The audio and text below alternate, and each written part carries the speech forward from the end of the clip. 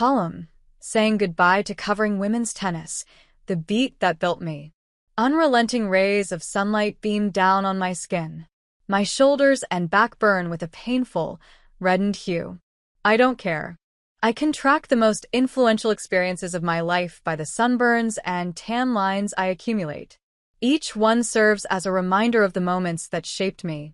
The pain and embarrassment is only temporary. On this particular day, I'm 19 years old. I forgot my sunscreen in my dorm because I was in such a rush to get to the Cary Tennis Park for the 2023 ACC Women's Tennis Championship. I was too excited to cover my first postseason final to remember any form of protection against the overcast April sky besides my trusty Red Sox hat. All that remained in the path of top-seeded, undefeated UNC was NC State. And nothing mattered to me except consuming every second and taking enough notes to write a good story. If anyone looked over my shoulder, they probably thought I was insane from the amount of numbers on my Google Doc and bullet points of random anecdotes. This was my routine. I had prepared for this moment. I became a senior writer on the sports desk at the Daily Tar Heel around Christmas time of my sophomore year. When I had the opportunity to choose my first beat to cover and to make my own, I chose women's tennis. I played the sport in high school, where I received nearly permanent tan lines on my thighs and shoulders that I still bear evidence of. I loved it. Every second of it. I also knew the sport and the UNC team weren't getting the attention they deserved from our paper. I knew there was an underserved audience, and I wanted to fix that. In my first year at UNC, my parents and I randomly traveled out to the Chapel Hill Tennis Club, way before the Tuning Tennis Center was built, to watch the women's team play Duke. The rules and atmosphere of college tennis immediately pulled me in. I couldn't look away, and I knew others should be looking too. So, I poured my heart and soul into covering women's tennis. The first year, I didn't have a car on campus, so I took the bus to the Friday Center every weekend and walked to the Cone Kenfield Tennis Center for each match. As a one-woman show, I wrote every sidebar and gamer.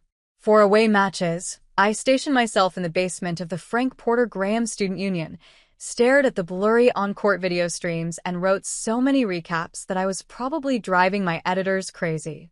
I just wanted to do a good job. After 29 straight victories for UNC that season, perfection came crashing down in Cary.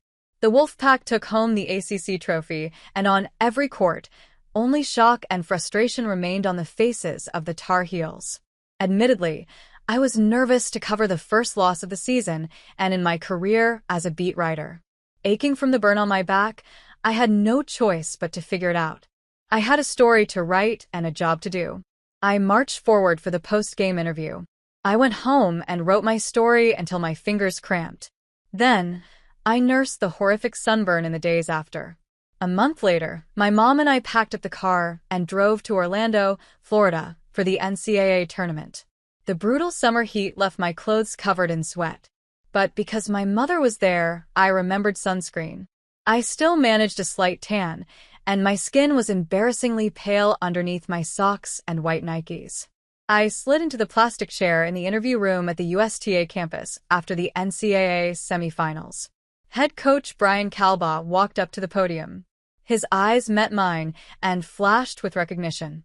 "You look familiar," he joked. I smiled. Then I launched into my list of questions. By Monday, a UNC Women's Tennis Championship Special Edition laid in neat stacks in the DTH office. When North Carolina ran into NC State one last time with a national title on the line, the Tar Heels didn't allow history to repeat itself. And I was there for all of it, the only writer from the Chapel Hill area following along in person. It was there that I covered my first ever national championship, my first ever big-time event, my first ever press conference. I wrote 8 stories that week. My byline decorated every single page of the victory paper. The Caroline Wills Special Edition, the summer staff joked. I picked up 6 copies of that paper, and I held them close to my chest. Later that summer, associate head coach Tyler Thompson emailed me a thank you note for the victory edition. I bookmarked it in a special folder, and I made copies so it never gets lost. A reader emailed my summer editor at the time, Matthew Maynard, and I saved that message, too. When the days get hard, I reread each word. I have covered so many more matches over the course of the 3 years since then that I've lost count.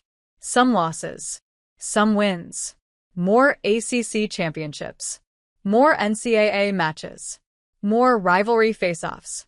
I've accumulated a lot more sunburns along the way, too. I got my final one of the season at this year's ACC tournament. On the first day, no less. It hurts so badly that I had to say goodbye to my usual uniform of athletic dresses in exchange for t-shirts that covered up the pink and red splotches on my shoulders for the rest of the weekend. The tan lines were still there when I took my graduation photos. But I still didn't care. This weekend, covering my last UNC match for the DTH at the NCAA semifinals in Waco, Texas, I found myself wishing I had one more sunburn, or maybe even a slight tan. All I want is something that serves as a physical reminder of covering North Carolina women's tennis that I can hold on to for a little while longer. Maybe then I could pretend this isn't over. Instead, I'll reread each word of my stories. I'll cringe at some of my old writing. I'll clutch the memories close to my chest. I'll replay the best moments in my head. This sport and this beat gave me everything. I learned how to be a sports journalist standing on the courts of Cone Kenfield for interviews and sitting in the Carolina Blue bleachers taking notes and tuning. It built me. I'll never forget how Abby Forbes trusted me to tell the story of her journey to UNC and her brother's battle with cancer. Or how Carson Tangwillig opened up to me about her struggles with her serve and her confidence this year. Or Reese Brantmeyer's vulnerability about her sophomore season injury and the 2-hour-long interview that she put up with. Or when a reader recognizes me and comes up to talk to me during a match. I can only hope that I've left the beat a little better than I found it. Thank you to our executive director Walingo for sending me all the way to Texas to cover one last match. Thank you to the coaches and athletes for your trust, vulnerability, and time during post-match interviews, and whenever I'm hunting down a new story. Thank you to my past editors for allowing me to chase this dream. And most importantly, thank you for reading.